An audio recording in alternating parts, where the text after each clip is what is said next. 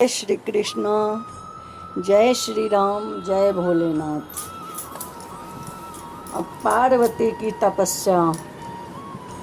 हे ऋषिगण, सूत जी बोले, इस प्रकार उपदेश व पंचाक्षर मंत्र का तप करने की विधि बताकर नारद जी के चले जाने पश्चात प्रसन्न देवी पार्वती ने तपस्या करने का दृढ़ व्रत लिया। तत्पश्चात अपनी सखी विजया और जया को साथ लेकर माता पिता से तप के लिए जाने की आज्ञा मांगी।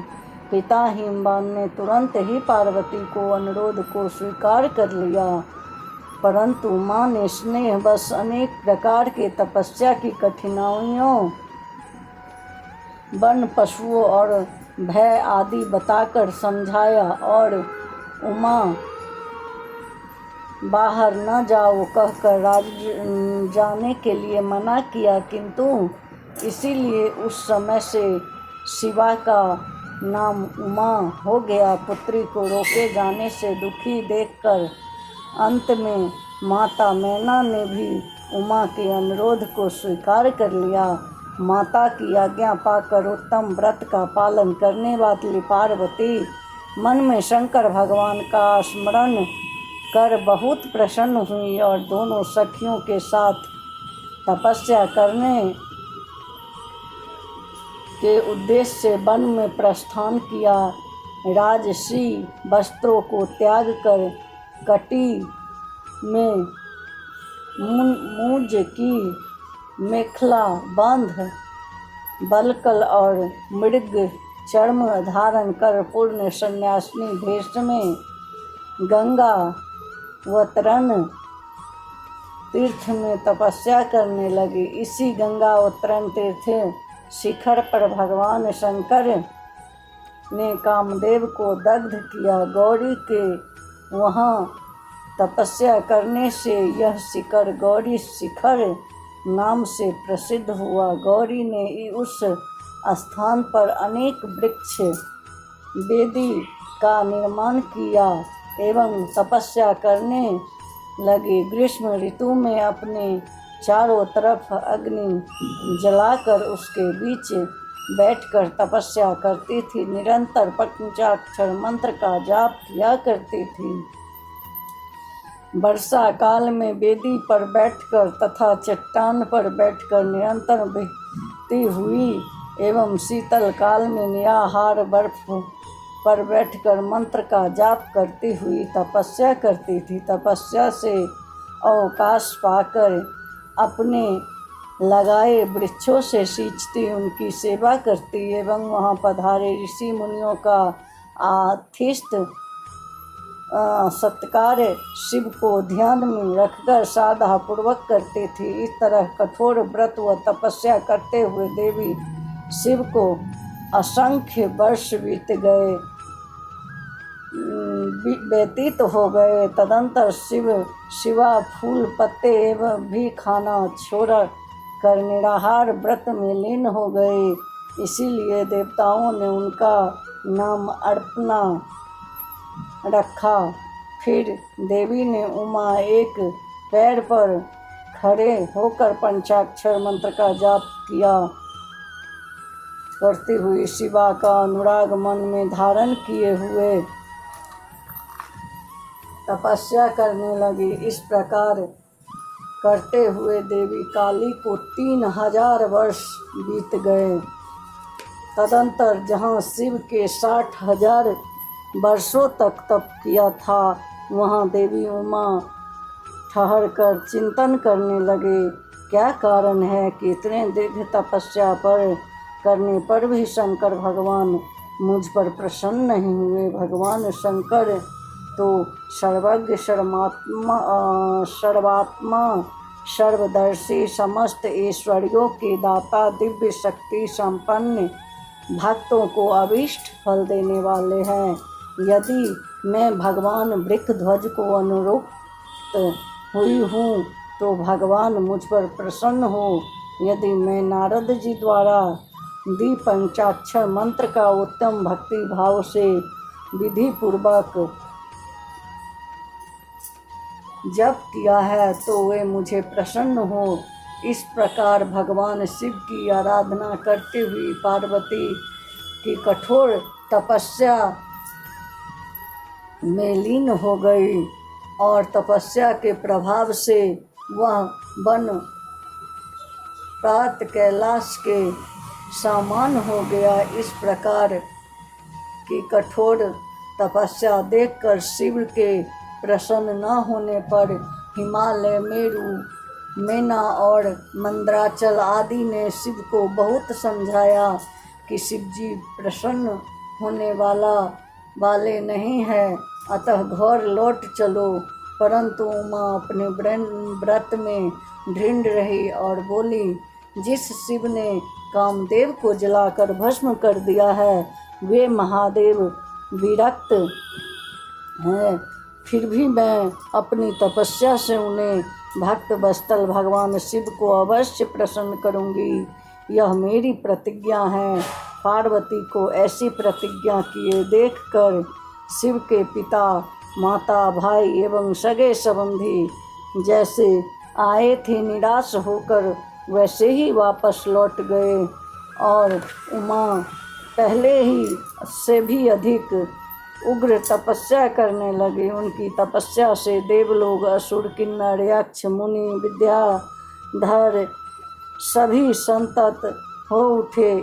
तब इंद्र आदि सभी देवता गुरु बृहस्पति से विचार विमर्श कर सुमेरु पर्वत पर जा स्थित ब्रह्मा जी से मिलने गए, परंतु पहुंचकर सभी दुखी देवताओं ने ब्रह्मा जी को प्रणाम किया और इस प्रकार संपूर्ण संसार के संतप्त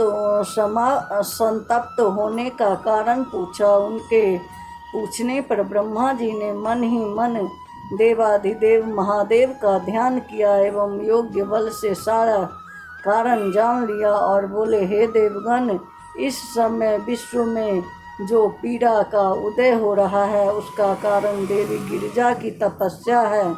ऐसा कहकर वे सबको साथ लेकर तुरंत क्षीरसागर पहुँचे और भगवान विष्णु को सुखद आसन पर बैठा देख प्रणाम किया, निवेदन किया, हे प्रभु, तपस्या में लीन हो पार्वती के उग्र तप से संपूर्ण ब्रह्मांड संतप्त हो उठा है।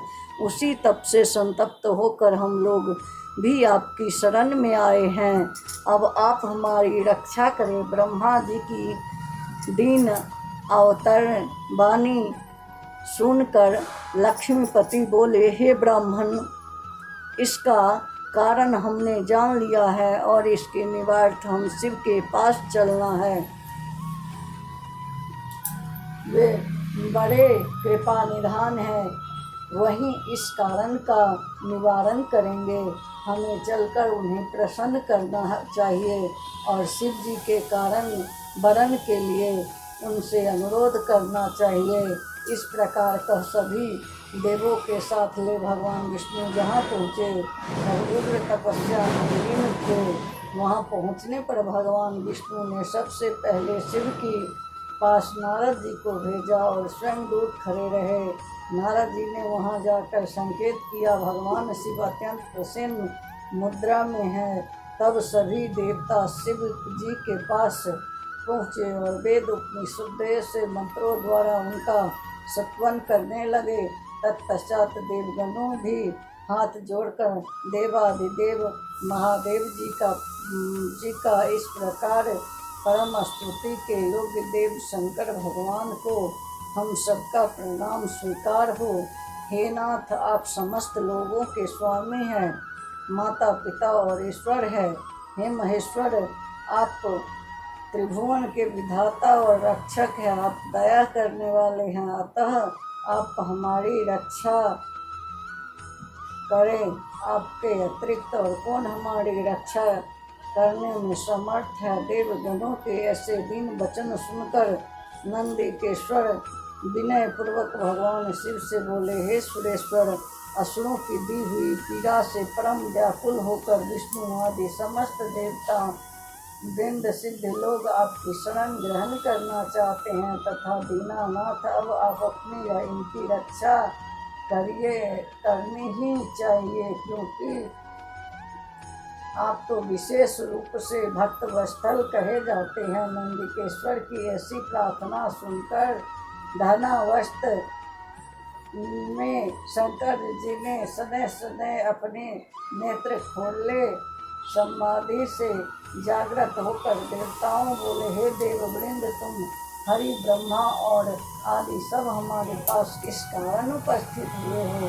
भगवान शिव ने कहे ऐसे आज्ञा वाले वचन सुनकर सब देवता विष्णु के मुख की ओर देखने लगे। परम हितेज श्री हरि देवता के महान कार्य को पूर्ण करने के लिए श्री भगवान ने रुद्र से निवेदन किया, हे शंकर, तारकासुर का वध देवताओं को भारी कष्ट पहुंचा रहा है। निवार्थवा आपकी सेवा में आए हैं। हे भगवान, आपका औरस पुत्र भी असुर वध कर सकेगा, यह वचन मिथ्या नहीं है। पर महेश्वर, मेरी प्रार्थना पर आप विचार करिए। भक्त वत्सल उनका दक्षिण की ओर पानी ग्रहण करना था। भगवान विष्णु के ऐसे वचन सुनकर योग परायण शिव बोले, जब परम सुंदरी गौरी मेरे द्वारा कृत्य की जाएगी तो सभी मुनि ऋषि गण देववृंद सकाम होकर यहीं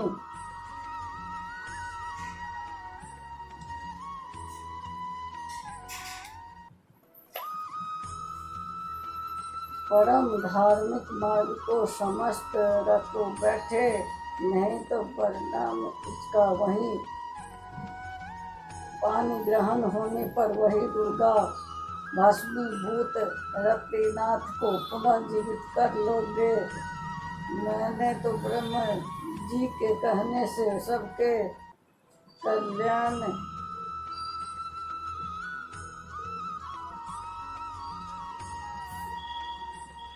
के लिए कामदेव को भस्म किया था। हे विष्णुदेव, इसमें कुछ ऋषभ देह नहीं है।